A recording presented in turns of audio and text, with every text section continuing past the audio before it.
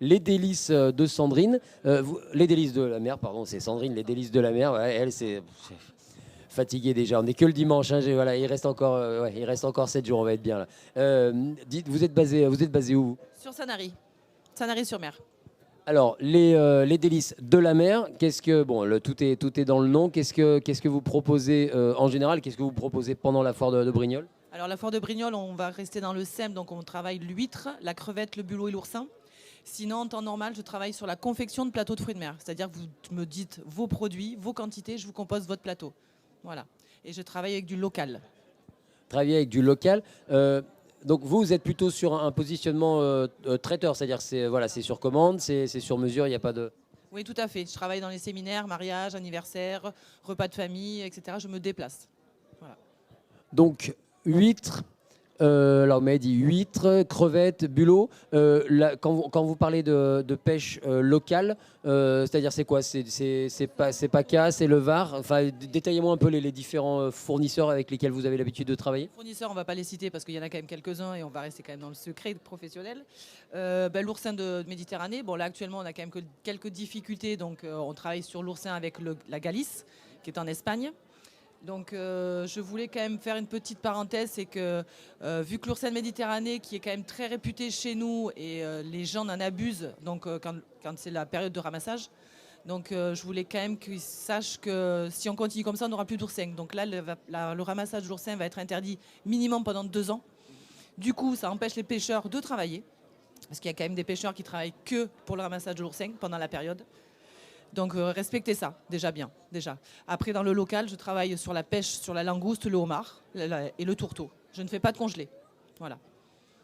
Et il y a encore une pêche artisanale dans le Var où ça a tendance à décroître. Alors non, ça va, ça se passe quand même à peu près bien. Après, vous avez de l'élevage sur l'huître. Vous avez sur le bassin de Tamaris, vous avez Bouzigues, donc je travaille 3 variétés d'huîtres. Donc la Bouzigues, Marraine d'Oléron fine de Clair et la Gilardo quand même, qui était le summum de l'huître. Voilà, le petit caviar qu'on appelle sur l'huître.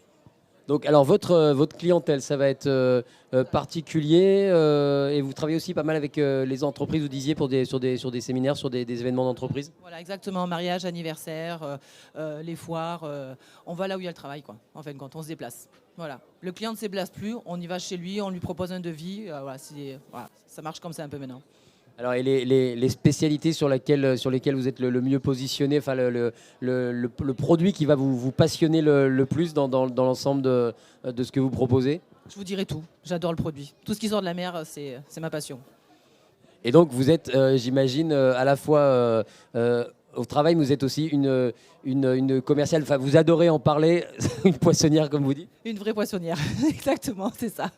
Vous adorez en parler et vendre les produits. Et j'imagine qu'il y a aussi toute une subtilité entre les accords entre les mets et les vins. Vous travaillez avec des viticulteurs, vous avez des partenariats, des passerelles, non, peut-être? Non, pas encore, pas encore.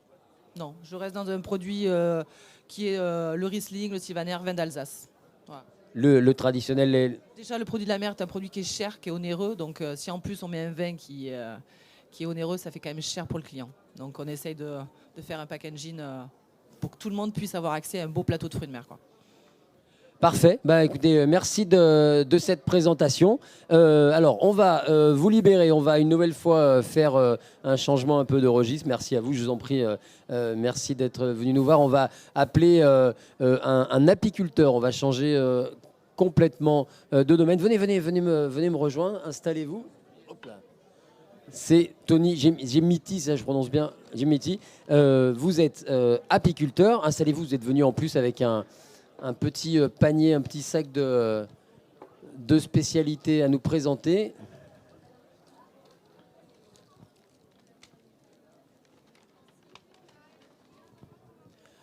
Alors, dites-nous, attendez, vous avez le micro, je vais vous l'allumer. Vous êtes basé où? Enfin, vos ruches rayonnent sur le département? Oui, oui, oui, sur le département pour le moment. Après, on va commencer les transhumances, mais pour l'instant, on est sur l'élevage.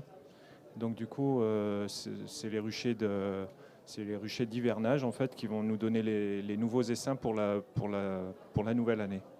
Là, voilà, c'est la phase d'élevage, c'est-à-dire que les abeilles sont comment dire, elles sont en train de... Comment on peut... C'est une phase naturelle de la vie d'un essaim, c'est le printemps. Les colonies vont se diviser naturellement. Et nous, on devance cela pour pouvoir conserver et multiplier notre cheptel. Donc on passe par de l'élevage de reines, division des colonies et donc création de nouvelles colonies. Elles sont implantées où, vos ruches, en cette période d'élevage? Alors ici, hein, dans les environs de Brignoles, Corrence, Leval, Brasse. Et une fois que cette phase sera terminée, elles vont être amenées à, c'est ce qu'on appelle aussi la transhumance, hein, ce que vous disiez, comme pour les troupeaux d'élevage. Et là, elles vont se balader de manière, elles vont aller en altitude un peu ou... Oui, alors il va y avoir effectivement de l'altitude. À partir de mi-mai, on va partir dans la montagne. Mais avant ça, peut-être aussi sur l'acacia, dans des secteurs comme l'Isère, par exemple. Voilà, c'est le circuit un peu traditionnel, on va dire, de la région. Et il y a une communauté, entre guillemets, c'est-à-dire que vous savez déjà où vous allez implanter vos ruches, vous avez des particuliers, des exploitants qui vous accueillent Oui, en fait, j'ai des accords avec des agriculteurs. Et donc, souvent, c'est une compensation avec du miel ou d'autres moyens. Mais voilà, il y a des accords qui sont faits et d'année en année, on recontacte les mêmes personnes. Et voilà, ça, on s'entend bien avec les gens avec qui on D'accord. travaille. Le principe, ouais, c'est amusant. C'est-à-dire que voilà, vous implantez vos ruches et le deal, l'accord, c'est que en échange de quelques pots de miel, Oui, ils sont voilà. d'accord pour héberger vos abeilles le temps d'un été. Voilà, c'est sûr qu'on n'amène pas nos ruches n'importe où sans l'accord de propriétaire. Donc voilà, c'est toujours fait de façon très précise. On a des accords avec les gens et on amène nos ruches. Avec une certaine logistique à gérer quand il faut transporter. On transporte combien de ruches? Vous parliez en Isère, par exemple. Jusqu'à il n'y a pas très longtemps, je transhumais entre 24 et 48 ruches. Maintenant, je serais plutôt entre 48 et peut-être 60 ruches parce que je me suis mécanisé, j'ai la remorque qui me permet de déplacer plus de ruches. Ça fait des voyages plus intéressants. On le sait, il y a la population des abeilles qui décroît petit à petit. Ça, c'est quelque chose que vous voyez. Il y a des nouvelles menaces, à la fois chimiques, d'autres espèces d'insectes, les frelons, etc., qui viennent les détruire, qui viennent les attaquer. Ça, c'est quelque chose, j'imagine, à laquelle vous êtes confronté. Oui, on est confronté à ça et on peut ajouter le dérèglement climatique parce que malgré tout, la sécheresse de l'an dernier a fait quand même des dégâts dans les colonies. La production de miel n'a pas été au rendez-vous. Les fécondations à certaines périodes de l'année n'ont pas été du tout bonnes pour nos reines. Ce qui fait que beaucoup d'essaims de l'année dernière, finalement, n'ont pas passé le cap de l'hiver, quoi. Voilà. D'accord, et donc il faut aller chercher des nouvelles reproductrices, il faut aller chercher des nouvelles...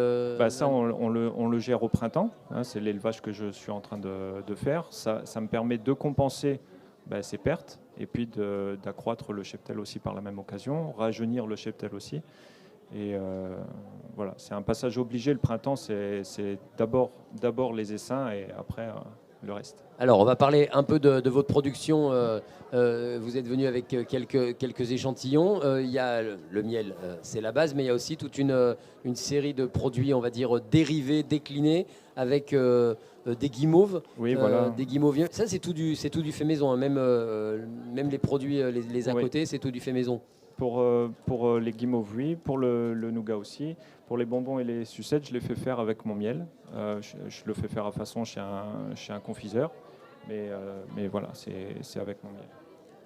Alors, vous êtes sur la foire de Brignoles cette année. Vous êtes aussi régulièrement, vous avez plusieurs points de vente. Vous êtes sur les marchés. Comment vous travaillez pour commercialiser vos produits? Oui, on est sur les marchés locaux, surtout le Val, le village du Val, donc le vendredi matin. Après, sinon, dans certains magasins comme Sobio Brignoles. D'accord. Et qu'est-ce qu'on va pouvoir découvrir comme spécialité sur votre stand ici à la foire de Brignoles? Bien, plusieurs sortes de miel.